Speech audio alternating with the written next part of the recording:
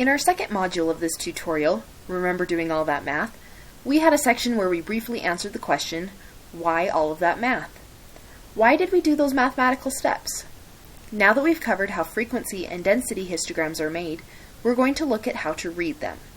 The density histogram is particularly useful because of how many questions a person can ask about it, getting answers that are easy to understand. It's all about how a density histogram is meant to be read, which depends upon each bar's height being figured correctly and the vertical axis being correctly labeled.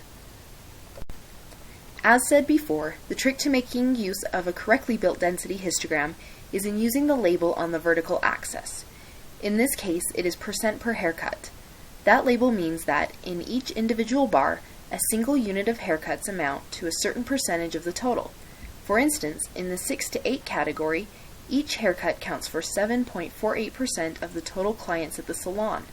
This means that by looking at the histogram, we can tell that about 9.08 of all haircuts in the year were for clients getting exactly 9 haircuts, and another 9.08% were for clients getting exactly 10 haircuts. If we wanted to find the percentage of clients getting 9 or 10 haircuts, we need to add those two percentages together and get 18.16%. Or we could just multiply the figure height of the density histogram by the full length of the base category, which in this case is 2, and get 2 times 9.08%, which also equals 18.16%. How do we find the percentage of clients getting more than 6 and less than 12 haircuts? Looking at the histogram, we'd have to find 2 times 7.48% plus 2 times 9.08% plus 2 times 8.72%, which equals 50.56%. This is a good time to talk about the boundaries of the intervals along the bottom of the horizontal axis, so we can keep things straight. Take the question just barely asked, how do we find the percentage of clients getting more than 6 and less than 12 haircuts? What if we instead ask the question, how do we find the percentage of clients getting between 6 and 12 haircuts? Would that mean we wanted to include the percentage for the 6th haircut or not? Here's the answer to that last question. It is the convention that when reading a histogram, each bar includes the right-hand endpoint of each interval, but not the left-hand endpoint. This means that in this histogram, the 6th haircut would carry a percentage of 3.92 instead of 7.48.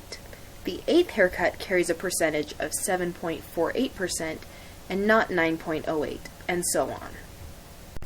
This convention also applies when we ask the questions using the word between, as in, how do we find the percentage of clients getting between 6 and 12 haircuts? As it stated, that question means that we want to know the total percentage from more than 6 to exactly 12, which would mean 7 haircuts, 8, 9, 10, 11, and 12 haircuts. If we wanted to include the 6th haircut in that, we would have to say between 6 and 12 haircuts inclusive. So to clarify this convention, use this histogram to see if you can figure the percentage of clients getting between 10 and 14 haircuts per year. Then, figure the percentage of clients getting between 10 and 14 haircuts per year inclusive.